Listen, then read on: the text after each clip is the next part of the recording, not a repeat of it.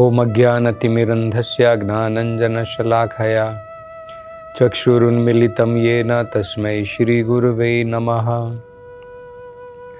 नमो ओम विष्णुपदाय कृष्णपृष्ठाय भूतले श्रीमते भक्तिवेदांत स्वामिनिति नामिने। नमस्ते सरस्वती देवे गौरवाणी प्रचारिणे निर्विशेष शून्यवादी पाश्चात्य देशतारिणे। जय श्री कृष्ण चैतन्य प्रभु नित्यानंद श्री अद्वैत गदाधर श्रीवासदि गौर भक्तवृंद। हरे कृष्णा कृष्ण कृष्ण हरे हरे, हरे राम राम राम हरे हरे। हरे कृष्ण। तो प्रहलाद महाराज अपने असुर सहपाठियों को बड़ी महत्वपूर्ण शिक्षाएं, आध्यात्मिक शिक्षा प्रदान कर रहे हैं। पिछली कथा में हमने चर्चा की थी, प्रहलाद महाराज अपने सहपाठियों से कह रहे हैं, जो व्यक्ति अजितेंद्रिय है, जिसने अपने मन, अपनी इंद्रियों को अपने नियंत्रण में नहीं रखा है, उस व्यक्ति का आधा जीवन, अगर वो 100 साल का उसकी आयु है, तो लगभग 50 साल वो निद्रा में ही बिता देता है, व्यर्थ का जीवन बिता देता है। अब आगे बताते हैं, इस प्रकार का व्यक्ति बाकी का जीवन कैसे बिताता है। हम कहेंगे कि भाई ठीक है, 50 साल उसने जो है व्यर्थ कर दिए नींद में, बाकी के 50 साल तो बच गए। वो तो लगता है कि सही उपयोग करता होगा, लेकिन प्रहलाद महाराज बताते हैं, बाकी का समय भी, अपने जीवन का बाकी के 50 साल वो कैसे बिताता है। मुग्धस्य बालये कैशोरे, बाल्य अवस्था में और किशोर अवस्था में। बाल्य अवस्था मतलब चाइल्डहुड, किशोर अवस्था मतलब बॉयहुड। चाइल्डहुड, बॉयहुड, बाद में हमें पता है यूथहुड आता है, जब व्यक्ति जवान हो जाता है। उसके बाद में बुढ़ापा प्रारंभ होता है। तो वो कह रहे हैं, मुग्धस्य, व्यक्ति इस जीवन में इतना मुग्ध हो जाता है, उसे कोई चिंता नहीं है फ्यूचर की। बचपन में, बाल्यपन जिसे कहते हैं, और बॉयहुड, जब थोड़े हम लोग बड़े हो जाते हैं, किशोर अवस्था और यौवन प्रारंभ हो जाता है। व्यक्ति जो है पहले तो खेलकूद में मुग्ध हो जाता है बचपन में। वो कह रहे हैं क्रीडतो, और बाद में किशोर अवस्था के बाद में अनेकों प्रकार से काम से आसक्त होकर के युवक जो है युवती की प्रति, युवती जो है युवक के प्रति अपने आकर्षण में ही अपना समय बर्बाद कर देते हैं। तो कहते हैं क्रीडतो याति विंशति, लगभग 20 साल, लगभग 20 साल व्यक्ति जो है क्रीड़ा में और इस प्रकार के फालतू कार्यों में व्यक्ति अपने 20 साल गवा देता है। कितने हो गए? 50 पहले नींद में ही उड़ा दिए, बाकी के 50 बचे, उसमें से 20 साल और चले गए, मतलब 70 साल तो चले ही गए। तो उसके बाद में व्यक्ति जो है वृद्धावस्था में आ जाता है, अब बुढ़ापा आ जाता है। जवानी चली गई, बचपना चला गया, उसके बाद में बुढ़ापा आ गया। अब बुढ़ापे के बारे में बताते हैं, जराय ग्रस्त देहस्य, व्यक्ति जब बूढ़ा हो जाता है उसके अंग कार्य करने बंद कर देते हैं, हाथ पांव ठीक प्रकार से कार्य नहीं करते हैं, शरीर के अंदर के अंग भी, हृदय हो गया, गुर्दा हो गया, लंग्स हो गए, वो भी अब धीरे धीरे बूढ़े हो जाते हैं। अब उनका कार्य भी बहुत धीमा हो जाता है। मतलब अब बुढ़ापे ने व्यक्ति को घेर लिया है और उस समय में व्यक्ति अब अनेकों प्रकार की चिंताओं में बंध जाता है। अरे मेरा बेटा, मेरी बेटी, उसकी शादी नहीं हुई, मेरे बेटे की ठीक प्रकार से नौकरी नहीं लगी, अरे मेरे पोते तो पैदा हो गए लेकिन अभी कौन से स्कूल में जाएंगे, अब ये क्या करेंगे, सही प्रकार से शिक्षित हो पाएंगे या नहीं हो पाएंगे, घर का खर्चा कैसे चलेगा। इस प्रकार से अनेकों प्रकार की चिंताओं से व्यक्ति जो है घिर जाता है। उसके शरीर के अंग अब धीमे पड़ जाते हैं। तो इसलिए वो कहते हैं याति अकल्पस्य विंशति।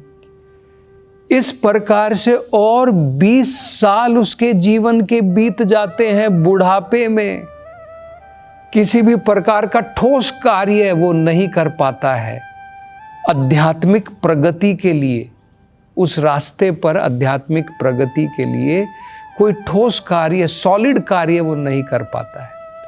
अकल्पस्य का मतलब है बिना निश्चय के, बिना डिटर्मिनेशन के वो अपना समय जो है बर्बाद कर देता है।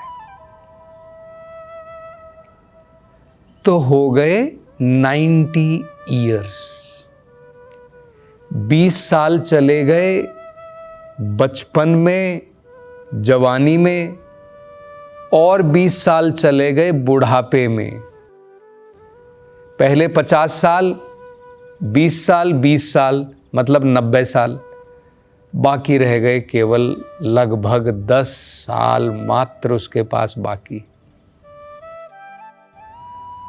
तो प्रहलाद महाराज कहते हैं वो बाकी के 10 साल भी कैसे बिताता है। दुरापुरेण कामेन, अपनी इच्छाओं को पूरी करने की बहुत कोशिश करता है, बहुत प्रयास करता है, लेकिन दुरापुरेण, दुरापुरेण मतलब उसकी आशाएं, उसकी इच्छाएं कभी पूरी नहीं होती है। ये उदाहरण दिया जाता है कि मान लीजिए आप अग्नि जलाते हैं, आप अग्नि में घी डालते हैं तो अग्नि और जलती है, फिर घी डालते हैं और जलती है। ठीक इसी प्रकार से हम लोग क्या सोचते हैं, मेरी कुछ इच्छाएं हैं, मैं अगर उन इच्छाओं को पूरी कर लूंगा बस शांत हो जाऊंगा, मन मेरा बिल्कुल शांत हो जाएगा। हमें पता नहीं है ये काम वासनाएं किस प्रकार की होती है। एक काम वासना आप पूरी करते हैं, वो घी डालने के बराबर है। अग्नि में घी डाल रहे हैं, क्या होगा, और ज्यादा अग्नि बढ़ेगी। काम वासनाओं की अग्नि और बढ़ जाती है कि अरे अच्छा मेरी ये इच्छा पूरी हो गई, और हमारे अंदर में तीव्रता आती है हमारी दूसरी इच्छाएं पूरी करने की। तो काम वासनाओं को पूर्ण करना अग्नि में घी डालने के बराबर है। दुरापुरेण मतलब वो जलती रहती है अग्नि, बुझती नहीं है, काम की अग्नि का शमन नहीं होता है। ये तरीका नहीं है। अगर हम लोग सोचें कि हम लोग अपनी इच्छा पूरी करते जाएंगे और मेरा मन शांत हो जाएगा, ये असंभव है। वेदों में जो तरीका बताया है वो अलग है। वो तरीका है रेस्ट्रिक्शन का। अनियंत्रित रूप से इच्छाओं को पूरी करने से हम आगे नहीं बढ़ पाएंगे आध्यात्मिक जीवन में। रेस्ट्रिक्शन के साथ जितनी जरूरी है, जो शरीर और आत्मा के साथ में रहने के लिए जो इच्छाएं जरूरी हैं, उनको मात्र। हमें भोजन खाना है, हमें कहीं पर रहना है, लेकिन ऐसा नहीं कि मुझे अरे बहुत बड़ी इतने अपार्टमेंट बनाने, ये बिल्डिंग बनानी, बैंक का बैलेंस बढ़ाना है। ये दुरापुरेण है, ये अग्नि में घी डालने के बराबर है। तो ये व्यक्ति जो है, पहले ही इसका जीवन 90 साल तो चले गए, बाकी का 10 साल ये इस प्रकार से बिताता है, अपनी काम वासनाओं को इच्छा के पीछे भागते हुए, अनेकों प्रकार के प्रयास करते हुए उनको पूरा करने के लिए। तो दुरापुरेण कामेन मोहेन च बलीयसा, और इसके कारण इतने मोह में फंस जाता है। बलीयसा मतलब बहुत बलवान, बहुत बलवान माया के मोह में वो फंस जाता है। उसको आध्यात्मिक रास्ता दिखाई नहीं देता है, उसको बस अपने भौतिक लक्ष्य मात्र जो है दिखाई देते हैं। इतना पैसा कमाना है जीवन के अंदर में, इतना बैंक बैलेंस बनाना है, इतने सारे अपार्टमेंट बनाने हैं, कार खरीदनी है, अनेकों प्रकार की सुख सुविधाएं पूरी करनी है। केवल उसे यही दिखता है, मतलब एक प्रकार से माया के मोह में फंस जाता है व्यक्ति। फिर शेषाम ग्रहेषु असक्तस्य, ऐसा व्यक्ति जिसकी इंद्रियां बेकाबू हैं, नियंत्रण में नहीं है, अब क्या होता है, उसका शेष समय भी इसी प्रकार से ग्रहेषु असक्तस्य, अपने घर बार के जीवन को आगे बढ़ाने मात्र में, अपने घर बार की आसक्तियों को पूरा करने के लिए शेष जीवन भी वो बिता देता है। किस प्रकार से बिता देता है? प्रमत्तस्य।